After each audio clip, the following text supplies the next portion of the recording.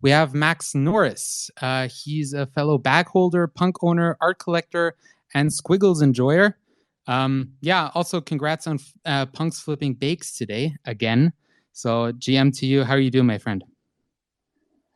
What's going on, Colin? I'm good. Thank you for the lovely intro. But yeah, happy to be here. Excited to talk about Blur and everything that's going on. So excited for the conversation. Awesome. I already see I'm being outnumbered by the punks here on stage. So I also want to introduce Kook. I probably also mispronounced your name there. In Germany, there's this bird. It's called Kuckuck. I don't know what it's in English, but there you go. You're a CS educator at Ledger, threader, and frequently shares strategies on how to maximize your gains, i.e. not go broke. If you want to check out that, just go ahead and check his pinned tweets. It's awesome. Definitely nice to hear from you too. Hey man, what's up? Thanks for inviting me to the space. Yeah, I'm work at Ledger. I've been in the space for 3 years, and I'm super happy to share my thoughts on Blur and have a good time with you guys. Awesome. With so much brain power here, I'm sure I don't even have to talk all that much. So there we go.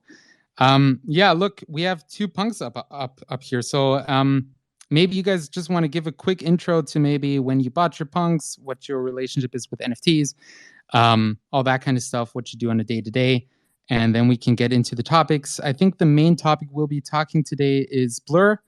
I don't think we want to go into the US dollar debate because I feel like that's 24/7 on Twitter, but we can maybe just skip on it at the end too, because it does affect our bags on the day-to-day. So I'll hand it over to Max first.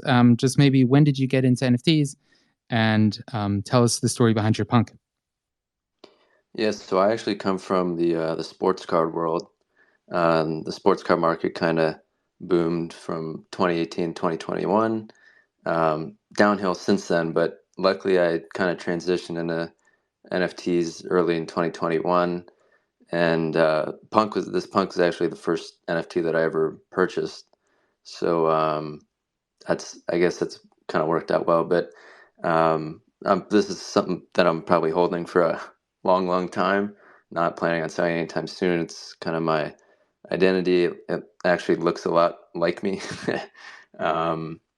And since then, I just have completely fallen in love with the space, especially the art side of things, and getting to meet a lot of the big artists and going to events and going to galleries and just kind of supporting that sector of the NFT space has been a great joy. That's just a little bit of background. I always find it amazing how many different people of walks of life you meet in the NFT space. Sports car industry, that sounds very fast, very entertaining. I myself come from Stuttgart, and I will fight you about who builds the best cars in the world. I will definitely put my hand in the fire for Mercedes and Porsche there, but you might call that local patriotism too. All right, thank you very much for that intro. I loved it. All right, Fubaz, I see that you tried to restart your Twitter, so I'm going to send you an invite again. Let's head over to Kook. Also love your punk. I think that's kind of the G-Money orange beanie style thingy here, right? I don't know if you want to be correlated to that, but it looks dope. No, actually, a disclaimer is a B1 punk. It's not like the original punks, but it's the collection that was minted for Larva Labs 2 weeks before of the CryptoPunks. They have like a bug in the smart contract, so yeah, I love it, to be honest. It's the only NFT I wouldn't sell. I've been in the market for almost 3 years. I have a background in marketing, and I was living like in the Panama Caribbean jungle after COVID, and I started to invest in crypto, and then I made NFTs. I start with mutants, and I've been in love with it, like for real. All the use cases. I have the opportunity with Ledger to go to NFT events like the recently NFT Paris event, meet a lot of people. So I'm totally in love. I'm passionate about this market and this technology. So yeah. Awesome. I love it. I mean, the V1 punks are kind of the OGs. I know Larva Labs kind of dropped them, like dad going off to look for some cigarettes. But no, I love it. And they have honestly soon to be a higher floor than about 2/3 of all other collections. I think 4 ETH or something. If I'm just going to double check on NFT Price Floor, the best NFT aggregator. Wink, wink. So V1. Definitely. There we go. So yeah, 4 ETH roundabouts. Obviously volatile and everything. Goes the same for the OGs too. But yeah, it's a cool collection. Yeah. All right. That wasn't really inviting of me to speak. Sorry about that. Yeah, I guess we should probably switch gears up to the blur thing then. Full Basler, I'm still trying to get you up on stage, but if not, it's fine too. Again, anyone can request. We're agnostic. Anyone can come up and talk with us. We do not bite. All right, I guess let's start with the blur situation, because honestly, the past 3 months probably have been very unstable, I'd call it, for the NFT markets. We had Blur entering into the space. I'm going to have to double check when exactly that was. In October 19th, 2020. So yeah, it's only 5 months in production right now, but it had some very strong backing. I think 6529 fund also invested in that. So yeah, it definitely had some of the strongest builders and also some of the best use cases. Let's be honest. OpenSea was essentially unattacked for quite a while. So Max, Cook, I'm just gonna hand it over to you guys. I want to hear, do you use Blur? Are you currently trying to do the farming, or are you sticking to OpenSea essentially? I guess I'll start. So I'm not a Blur farmer in any capacity, and actually I've been pretty loyal to OpenSea up until the last 2 or 3 weeks. The last couple weeks, honestly, for most NFT collections, obviously most of the art stuff doesn't transact on Blur, but for everything else, I'm pretty much just looking at Blur nowadays, just because it's an aggregator, right? OpenSea is not that. Um, and yeah, so kind of the great thing that Blur does, in my opinion, is it just takes listings from all the marketplaces and puts them in one spot. I mean, for me at least, that's the biggest kind of advantage it has at the moment. Obviously, people who are farming have a a much different view on things. As for them, it's mostly for monetary gain, which I don't have anything against. That's the opportunity that's presenting itself at the moment. But in my opinion, Blur, for the most part, is a platform for traders, and it's not focused on showcasing the NFTs at all. It's really just a trading platform, and if that's the purpose, if that's why Blur is here, it's clearly excelling at that. So that's just kind of my overall take on Blur at the moment. Yeah, I mean, you can see it simply based off the fact that you can't actually click through to the last item. You only have the overview. OpenSea really does do a better job in giving a lot of the maybe homeliness features is what I call it. Transferring stuff is a bit more easier, and also just honestly, the tools on Blur are kind of awesome. Seeing the floor price movement over the past couple of days, being able to sweep, all that kind of stuff, and just having it all in one place is great. Yeah, Cook, I'm sorry again if I'm mispronouncing your name. Maybe you can inform us all how to properly pronounce it, and then Yeah, totally. It's Coke. It's not Cook, all right. but yeah.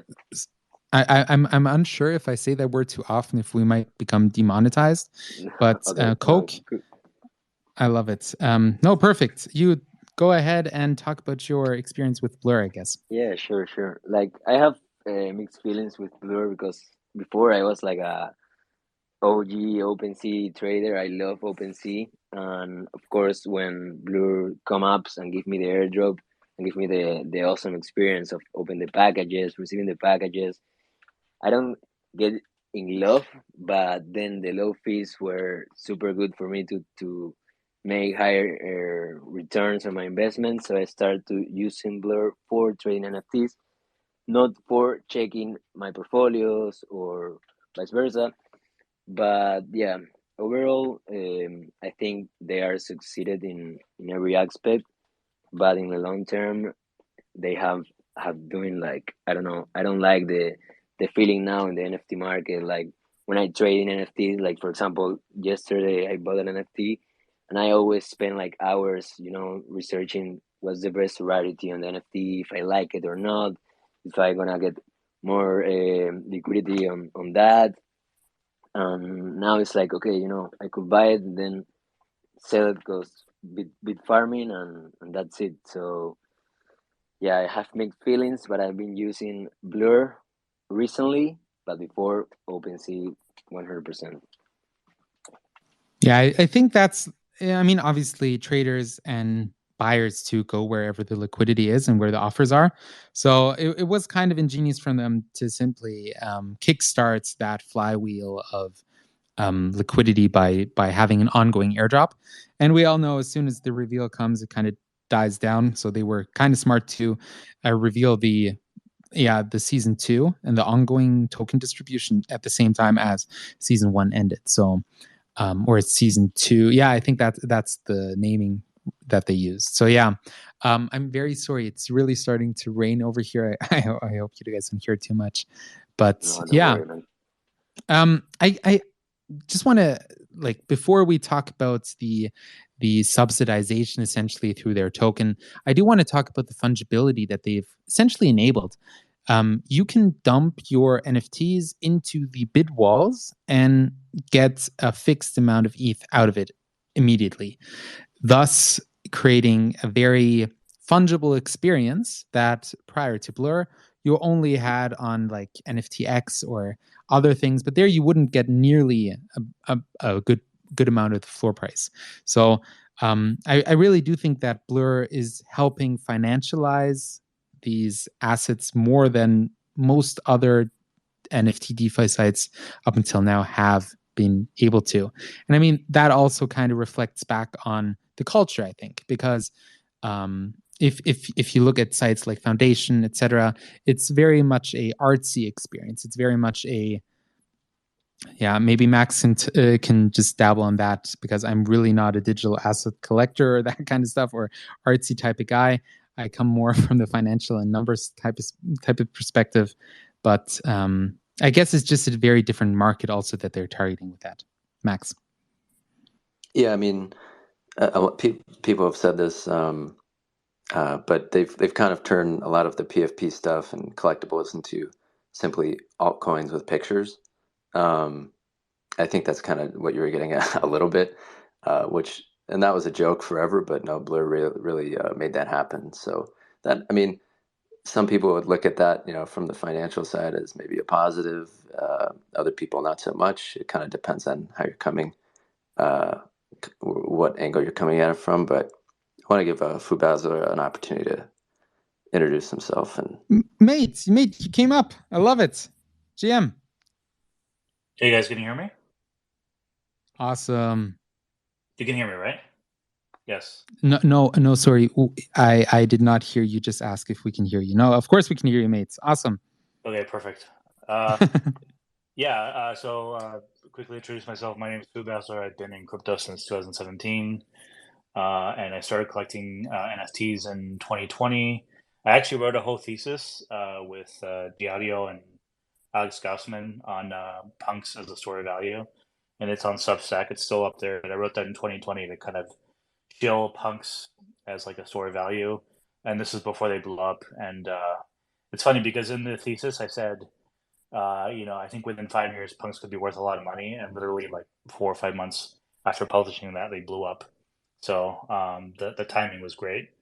But yeah, so I've been in NFTs since 2020, and basically never stopped collecting. I'm mostly focused on historical collectibles now, just trying to repeat that punk trade. But we'll see what happens with the historical collectibles market.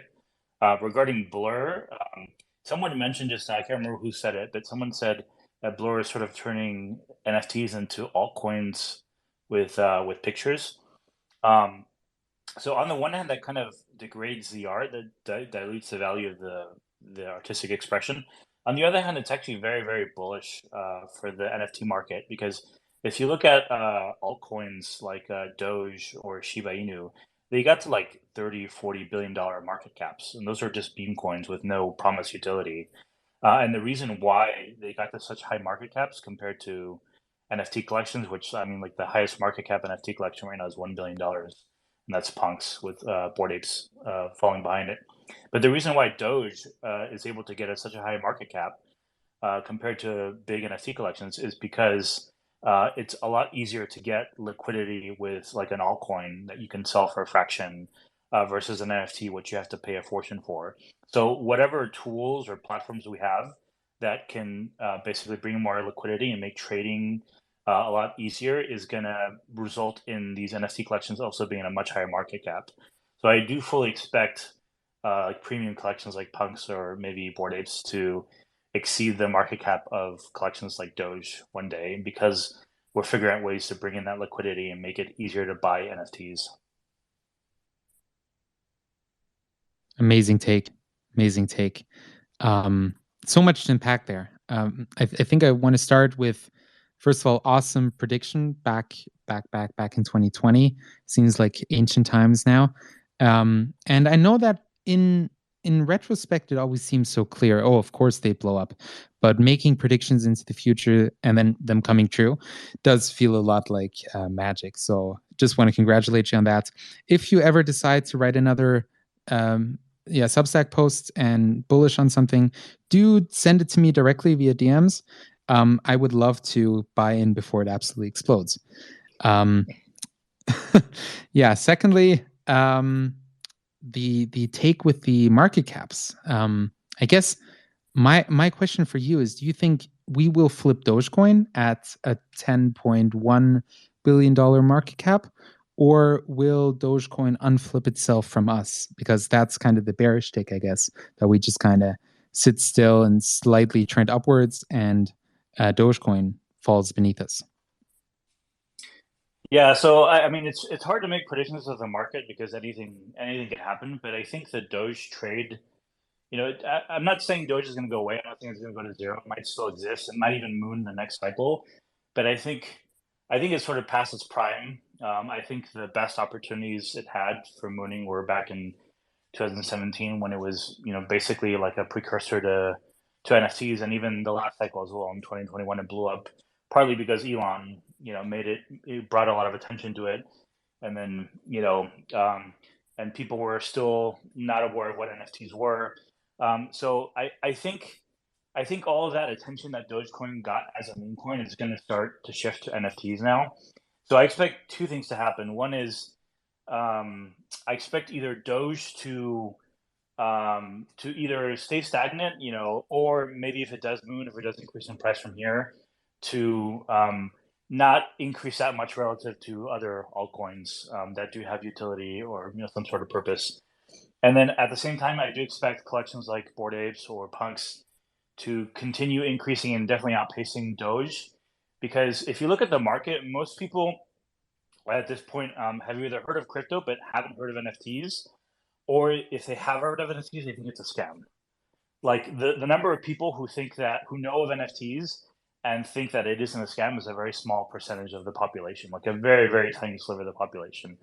I would say a good portion of the world, like maybe 50% of the world or more than 50% of the world, has heard of crypto and knows of crypto, but most people still don't know what NFTs are. And the people who do know what NFTs are, they think it's just a fraud, basically. That's like the consensus opinion. And even I work in tech, so even within tech circles, most people think that NFTs are a total fraud. You see that reflected in like mainstream media as well. Like you see all the South Park episodes where people are just dunking on NFTs all the time. You see it in, Verge articles, or like anytime NFTs are mentioned in journalism at all, it's always basically dunking on them and saying, this is stupid, this doesn't need to exist. So this makes me really, really bullish, because this tells me that the NFT market is still very insular and very, very tiny and small. And it's basically, if you assume or if you believe that NFTs are eventually going to continue growing and are going to be like the next big thing, then there's a lot of upside left, more so than with crypto in general. Like NFTs are like 1/100th the market cap of crypto in general. So if you think that NFTs are gonna catch up to crypto in general, and if you think the crypto industry as a whole is also going to continue to grow, then I'm insanely bullish on NFTs, and I think NFTs are almost kind of a levered bet on crypto in general, and then specific collections you could consider them to be even a levered bet on a specific coin. Like I would consider punks, for instance, to be a levered bet on ETH, and I'm really bullish on ETH. I think ETH is going to continue to accrue more value, and at the same time, because the crypto ecosystem is going to have more capital to throw around, that's going to push the price up of like very sought after collections like punks.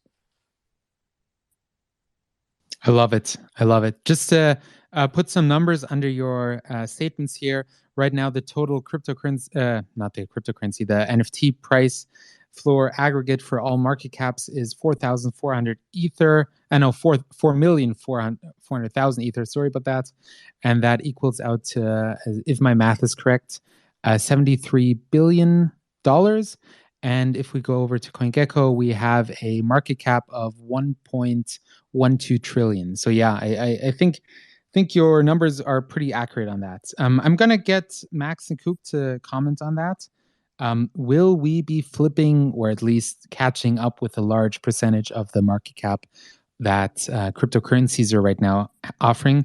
And do you think that the opportunity essentially is more focused on the NFT market comparatively to the larger cap cryptocurrency coins? Yeah, I'll take it. I think definitely I agree with Fu Basler. Like in terms of potential upside, many NFT collections, specifically what most of us would consider to be blue chip, have more upside than crypto going forward. And I think in terms of mass adoption, most people are not going to be entering the space because they're really, really excited about crypto. They're going to be entering the space because there are unique digital assets on the blockchain that they want to buy or collect or use for specific purposes, whether that's ticketing or subscriptions or membership passes or collectibles. And that the culture of it all is going to bring much more people in than the currency side of things. So I definitely agree with Fu Basler on that point.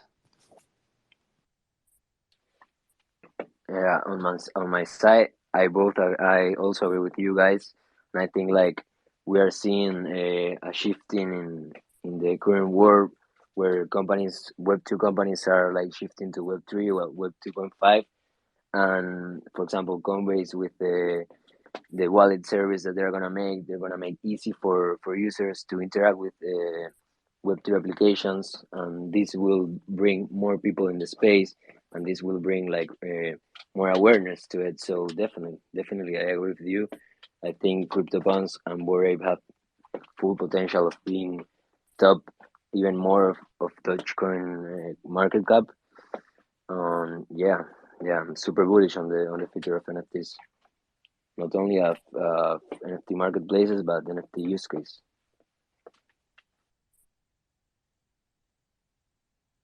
All right. Sorry, my mute button was a bit sticky there. I thought you didn't hear me, man. No, it's fine. It's fine. It came through clearly. Yeah, I guess like as a human, the culture aspect, I think, is something that we definitely just have ingrained in ourselves. I mean, go back 10,000 years, 100,000 years, and you'll see cave paintings. You'll see the first versions of how we as a group kind of communicated with each other, how we communicated status, how we communicated our like emotions. And obviously fungible tokens do not have that same level of identification where just take a look over to the scammers of fungible coins. The fact is you can trade and sell and do whatever you want with those coins essentially and be quite untraceable. In comparison to having non-fungible tokens, which inherently are more identifiable, I do think that we have some kind of like edge in that regard. Obviously, didn't stop any scammers from entering into our space or anything. Let's put that to bed immediately. So yeah, I guess maybe Fubaz, sorry. I also want to just hit you with the question of the blur airdrop situation right now, because right now we're seeing an unprecedented amount of Blur tokens being flooded into the market. It is, as far as I remember, the circulating supply right now is 360 million tokens. That's about 12% of the total supply. It has a market cap of just under 250 million, but obviously daily almost 1.2 million tokens are being dumped onto the market. So yeah, at 0.59 cents per token, that still is a sizable amount with our small NFT market. I guess the question is, if that stops, is that the only bullish thing right now happening? Once that stops, or the Blur token price just kind of dumps hard enough, will we as an NFT market go into the next recession, or are we continuously reliant on some kind of airdrops coming out?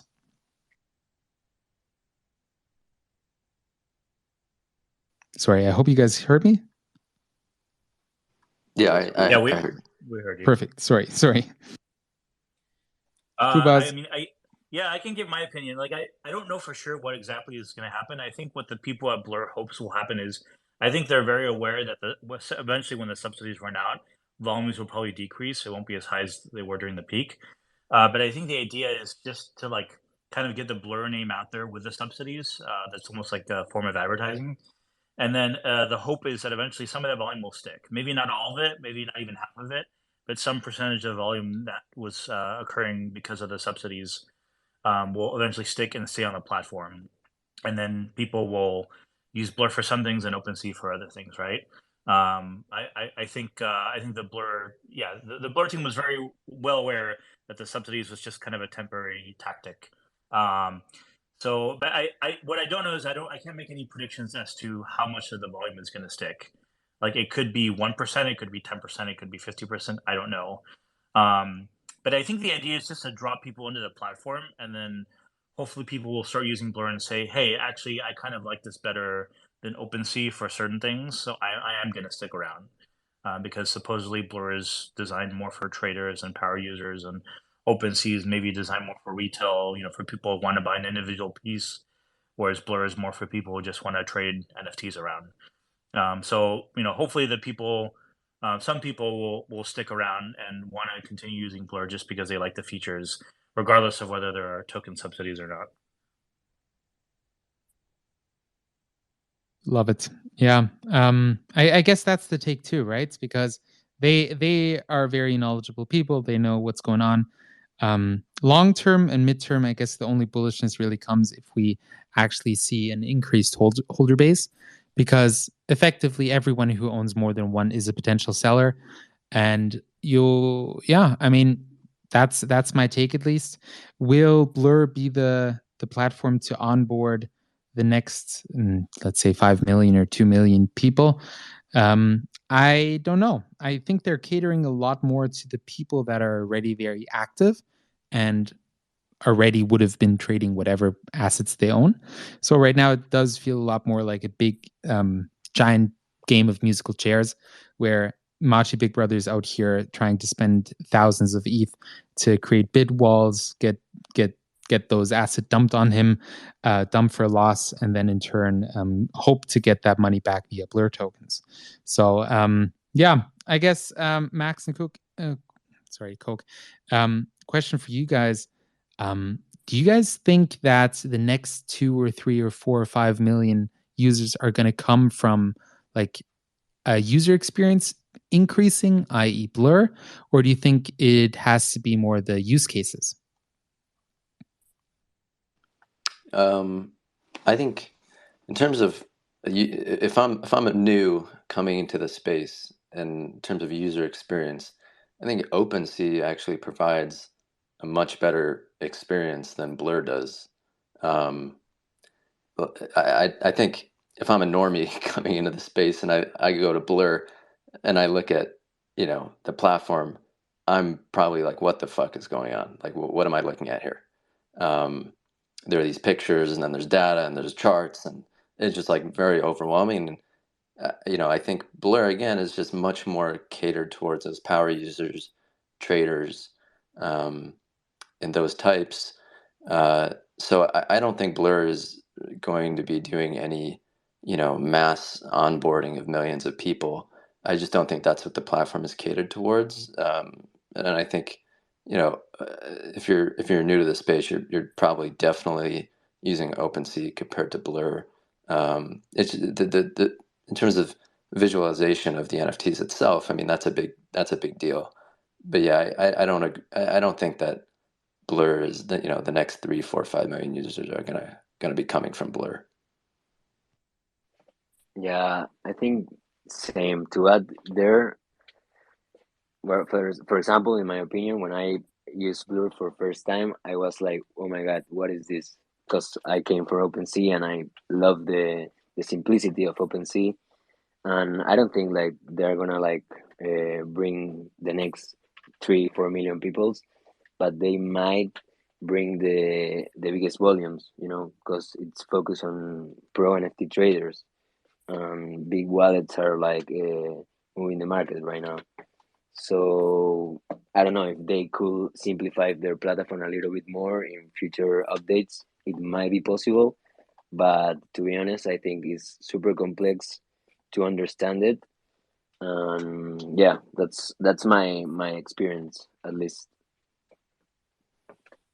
Yeah, we might actually live in a future where OpenSea has the majority of the users, but Blur actually has the majority of the volume. Like the small niche of traders all go to Blur, and then most of the retail basically sticks with OpenSea. That could happen as well. But at the same time, maybe once Blur finds some sort of footing, maybe it decides actually we want retail as well, and then it starts making its UI all fancier. Maybe they have two different versions of the UI. They have kind of like a Coinbase and a Coinbase Pro. Like the Pro UI is what Blur is right now, and maybe they make a retail friendly version of their site that can tap into that massive volume. Actually, they have that where when you like go to Blur, they give you two options, like Pro Trader and the other one. I don't remember what it's called, but it's not so much different. So I agree with you. I think it might be possible that they in the future like adjust this feature and make it like way simpler for bring more people to their platform. And that does feel like the low hanging fruit, right? To just say, oh, we'll cater to every one of the existing audiences. Um, and I guess to an extent that's an easy addition for them, because just copying existing business models and websites is kind of fine. I guess creating the next real big use case as a marketplace is the bigger thing. I remember we had some interesting guests on a couple weeks ago. I think it was Sodium Finance, if I'm not mistaken, and they were talking about how lending and borrowing against your NFTs, all that kind of stuff. But I don't see a one-stop shop yet for NFTs that exists where you can just say, oh, I'll just send my normie friends there and they'll just be able to do 95% of that stuff. Until I guess, like, honestly, right now with wave price coming down again, I'm feeling more content with onboarding my normie friends again. But during the bull market, I felt very, very bad making them pay hundreds of dollars for for gas transactions simply to buy stuff that might or might not rise in price. Yeah, Kook, right in the vibes, right? I feel you, man. I'll just say all my normie friends who I onboarded during the bull market are no longer my friends. Now they're just normies. R.I.P. Max, please.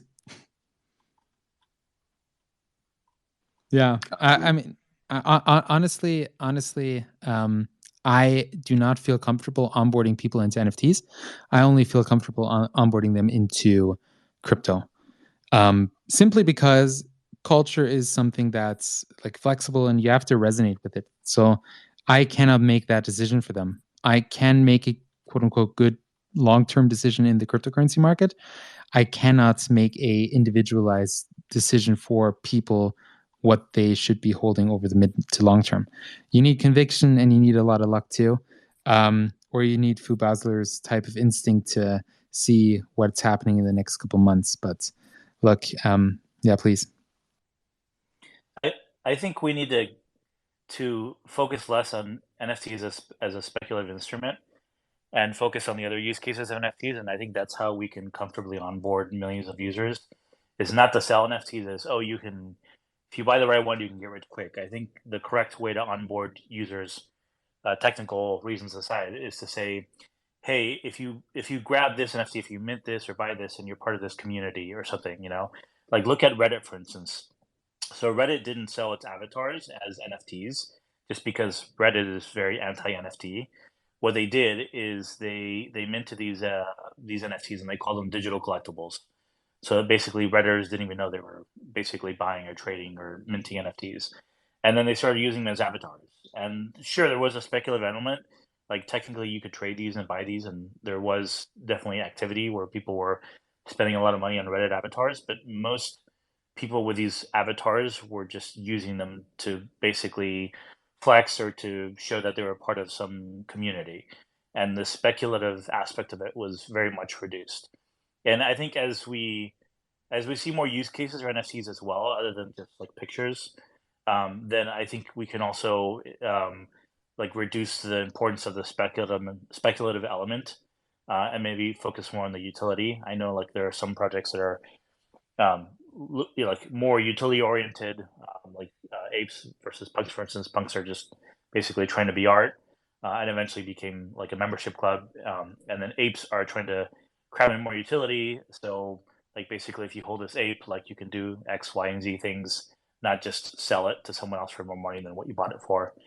So I think that's how we can get to a point where we're comfortably like bringing in our normie friends and saying, like, instead of saying you buy this picture and then you can sell it for 10x in a few months, hopefully, and then we'll probably be wrong and then won't be our friends anymore. I think instead of onboarding our friends that way, it's going to be more like buy this NFT because you can do X with it, or you can be part of this awesome community, or you can redeem it for something like a T-shirt or a pendant or something, or shoes or whatever.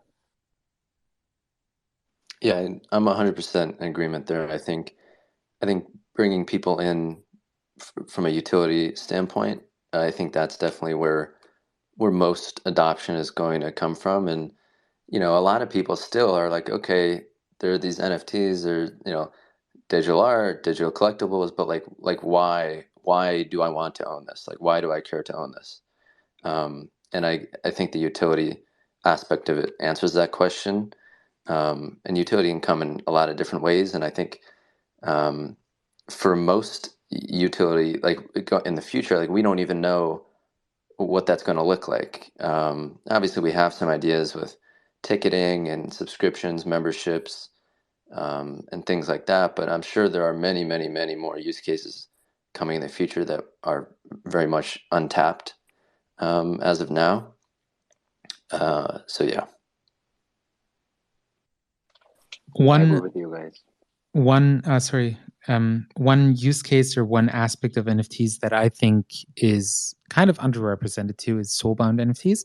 Obviously, in the past they have had some technical difficulties, but I think that really goes to show like it's less of a asset to trade and more of a badge to wear, akin to your, I don't know, your master's degree type of situation, which to the onlooker represents some kind of achievement, some kind of virtue signaling, which obviously a fungible, a non-soulbound token also can represent. But the fact that you remove the entire possibility of selling it, I really do think that increases the amount of appreciation that one has personally to it. So maybe not actually soulbound, but effectively soulbound are POAPs. So obviously becoming minted on XDAI, as far as I remember. You can transfer them onto the main chain. You can sell them, but there's essentially no market for it. And that increases the kind of personal connection I think one has to it. So yeah, that's always the example of the low hanging fruit that I always just like to tell people about. Oh, I collect these funny badges to represent my achievements or where I've been or where I met people or what I attended or whatever. But yeah, Fubaz, please. Yeah, no, it's funny you mentioned POAPs because I actually bought a couple, few rare historical POAPs, and like I earned a bunch as well, just for attending events. And like, yeah, you would get it minted on XI or some L2 solution, but then you can bring it on chain, you can bring it on the L1, and then you can sell it on OpenSea as if it were any normal NFT, right? And so that's what I did with my POAPs. And I also there were a couple really cheap ones that were pretty scarce and pretty kind of old and historically significant that I bought. So right now, there's definitely not much of a market for POAPs, but I think eventually they will take on speculative value for sure. And I think some POAPs could be worth a lot of money, but it doesn't matter. Like it doesn't take away from the utility of a POAP. A POAP is mostly just, like you said, it's just a badge to represent some like event that you attended. And it's not originally designed to have speculative value, but it can definitely take on speculative value. Like if you look at a lot of collectibles now that are worth a lot of money, originally when they were released, they weren't designed to be collectibles to be traded for money, right? I mean, like punks were given away for free, but like look at things like lamps, or I don't know, even baseball cards or comic books, or pretty much anything that you can collect and trade for money now. Like originally they were released for like a specific purpose to like give utility, right? Like comic books and baseball cards were released just as a like either something that interesting that you could read, or some commemorative item to represent something that was maybe emotionally important to you. But then eventually, like a collector's market sort of developed. And so I think with a lot of NFT collections that launch, it's like they have it the other way around. They start off mostly being a speculative asset, and there's really no actual collectible demand. Like they have no use, they have no utility, and people don't really care about them or want to collect them, but they're kind of pushed as a financial asset. And so those are the projects that always collapse and end up going to zero, and the liquidity dries up. I think the collectibles, the NFTs that will actually like grow organically and develop a healthy market are the ones that start off with a purpose, a utility, or like an emotional reason why people want to collect them, and then eventually they take on a speculative value. Yeah, I think a really good example of that is 12-fold, the Yuga collection, starting off very, very cheap, and gaining value, through the years. I think 12-fold can definitely be something that um, kind of does exactly what Fubauser just said. That's sarcasm, by the way. Oh, I was gonna say, didn't 12-fold start out very expensive? So I'm glad you said you were being sarcastic, because I thought you were being. I love it, Max. Some sarcasm in the space. Yeah, you got to have it. Before we circle over to 12-fold, just one other market that really comes always to mind, and for me at least, is watches.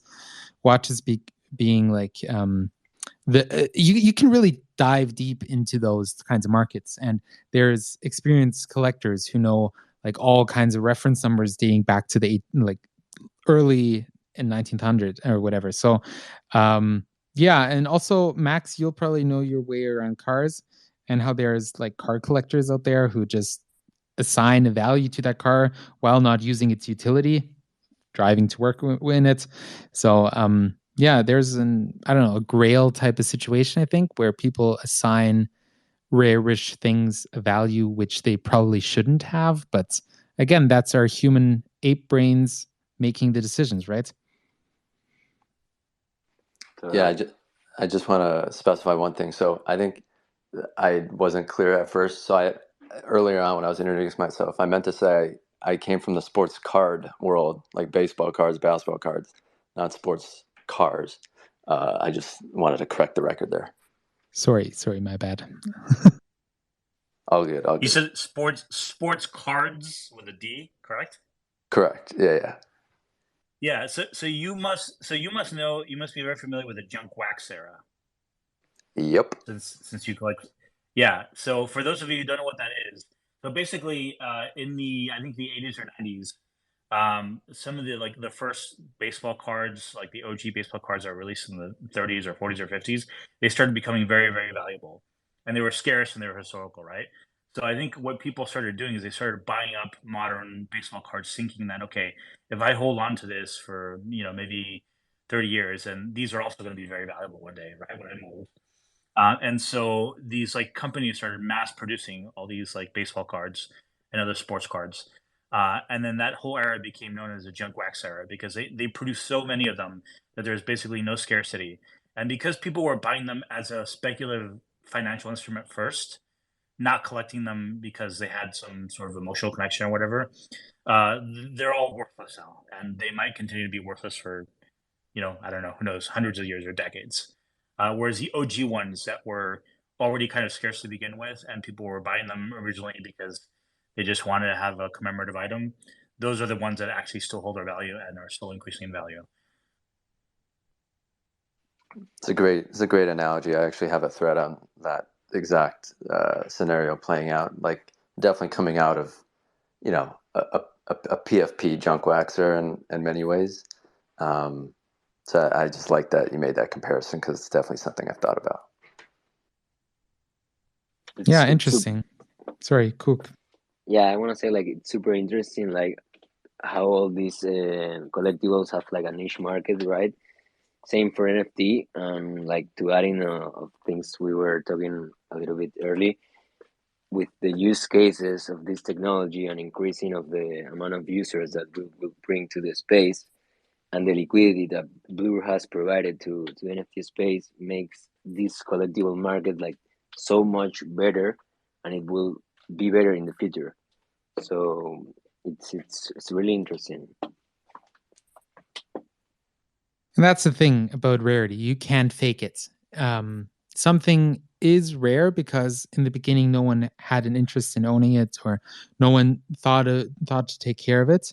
But once it becomes like financialized, and essentially, as soon as the industry grows out of this early stage where nothing is available, the supply just massively increases, and that's also maybe the last aspect of why I struggle with getting people into NFTs, simply because knowing what is valuable in X years or X time frame, whatever you want to do, is annoying. Yeah, I don't want to deal with that. I don't want to be the guy who they associate with losing, I don't know, 5,000 euros or dollars or yen or whatever you are in the world. So yeah, not doing that anymore. I'm stressed enough if crypto goes down. Let's put it that way. Yeah, I guess we can maybe round out the space with just a quick update on the prices of everything, because we are, after all, a NFT price floor space. The best site to check the NFT prices on mobile too, ETH or dollar. You know how to do it. Yeah, I guess the one thing I really want to highlight this week is CryptoPunks. Up 5% through all this mayhem. Usually when ETH becomes volatile, CryptoPunks, the whole NFT fucking market tends to do a nosedive. And this time, CryptoPunks, instead of just staying stable, more stable than USDC at least, it actually increased in value. So just want to congratulate you two out there. It sounds awesome. I'm very happy to see other collections increase too. Seems like Larva Labs has some kind of cheat code, because autoglyphs are also 37% up on the week. Obviously very low volume and everything, because it is a 512 supply collection. Aside of that, Support Apes down 5%, Unapes down 4.5%, other deeds down 1%. And the list continues on. Azuki also very stable this week, 14.6 ETH floor right now. Sounds awesome. A couple losers of the week, definitely Moonbirds, down almost 25%. 4.6 ETH right now. Doesn't sound that great. I know they were also involved with some kind of speculation that their treasury was supposedly parked on SVB, but that rumor has evaporated as far as I know. And SVB debtors, are guaranteed their money, so that should have at least cleared things up again. But no, the market still seems to see them in a downtrend. Clonex also down 5.5%. And Doodle's down 16%. I think that's like the top 20 collections that had the biggest just change in direction. Obviously, Blur is right now still a massive effect on the market. You see people doing massive bidding wars and then just getting dumped on, and then having to lose that, or having to sell those assets into the market again. And the market obviously isn't as absorbing right now, simply because the ETH price is very volatile. Market outlook isn't quite clear yet, and we don't really know where to go next. But that's, again, just one ape's opinion. I'm not trying to have a monopoly here on takes. Max, Coke, Fu Basler, maybe you guys want to round out with some predictions, some current assessments of the market, just where you think this type of thing is going. And yeah, I think then it was a successful space. All right, sorry, I'm gonna just pick one. Yeah, Fu Basler, please go ahead. Sorry. Okay. Okay. So as far as like predictions for the market is heading, I mean, I'll make maybe a more specific prediction. It looks like punks have been consolidating for some time now. So they like went from basically worth very little money to a lot of money within the span of 1 year, and so a lot of like the older holders who had a whole bunch of punks just started like basically dumping their punks, and then we started getting a lot of FUD and a lot of hate and blah blah blah. And so then we had like 6 months where just punks were dumping continuously. And then we had another 6 months where there's a very long consolidation period where like punks were traded at a very specific range. It seems like punks have been trading at around 100K for a while now.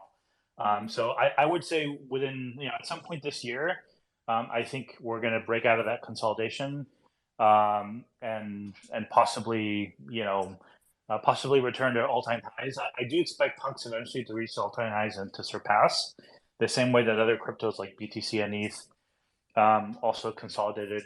Like first they crashed and they consolidated for a long time, and then eventually they surpassed all-time highs.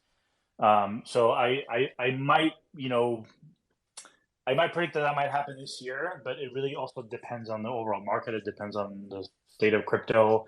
So I will say if crypto ends its consolidation, for sure, punks will end their consolidation, and they stand a very good chance of breaking all-time high. I love the take.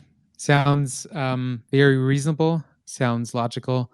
Again, CryptoPunks being kind of the Bitcoin of the NFT world, definitely can get it behind that take. And they've been more stable than stablecoins. So around that 60 ETH range. In dollar terms, obviously, ETH has been falling quite substantially in the past year. So way off from the, let me double check, $400,000 range that it was at in November 2021. Right now, just trading slightly above 100K. Max, Coke, please. I guess one prediction I have, and I don't have any, I don't have any data to necessarily support it, but I do think once the Blur Season 2 airdrop happens, I do think the NFT market is gonna be kind of rough. As I do think Blur has been really supporting prices with all the farming and everything going on. So I'm not looking forward to that period, but I do think once the rewards kind of get cut off or slow down, there are going to be some ramifications for a lot of NFT collections. So it's not necessarily a fun prediction, but that's kind of how I'm feeling at the moment. I think it's fair enough. Honestly, it's fair enough. You don't really know where it's going. So please, everyone, NFA, non-financial advice, do trade this stuff with caution. We don't know what the fuck is going to happen either. So yeah, Coke, please. Yeah, sure. Harsh, Max, harsh. But I have same feelings. Like short term, maybe waiting for a consolidation on crypto to see NFT prices pump a little bit. Aiming to good collections such as Moonbear. I don't know if it's gonna bump to recent highs, but in short terms might be like a good quick scoop. But long term, like in 6 months, I don't know. After Blur stop rewarding, I think it's gonna be hard. But of course, no financial advice, and always invest what you can afford to lose. Awesome. Yeah, I mean, that's kind of going to round out the space here today, too. I hope you guys enjoyed it. I definitely want to say thank you to the three speakers up here on stage, Max, Cook, and Basler. It was great talking to you guys. Clearly, a lot of knowledge on here on stage. A couple OGs, too. I really have to tip my hats to all of you guys. I mean, look, we are also living through this unprecedented time with you guys. It's up for anyone's debate what's going to happen in the future. But I guess the continuation of this trend that people spend more time online, that people want to own bare assets, even in a digital kind of fashion, is going to continue. And that's kind of where we're placing our bets right now. Obviously, don't want to speak for the other people, but I definitely want to recommend you guys check out NFT Price Floor if you want to check out your NFT prices on the go. All right. This was a community space, so we just had some fun, talked some smack. Hope you guys enjoyed it too, my dear friends and speakers. I did. Maybe we'll see each other for a future space again. Would love to have you guys drop some real knowledge today. Thank you very much. Thanks, Colin. Appreciate it. Thanks, man. See you guys. Thanks, everyone.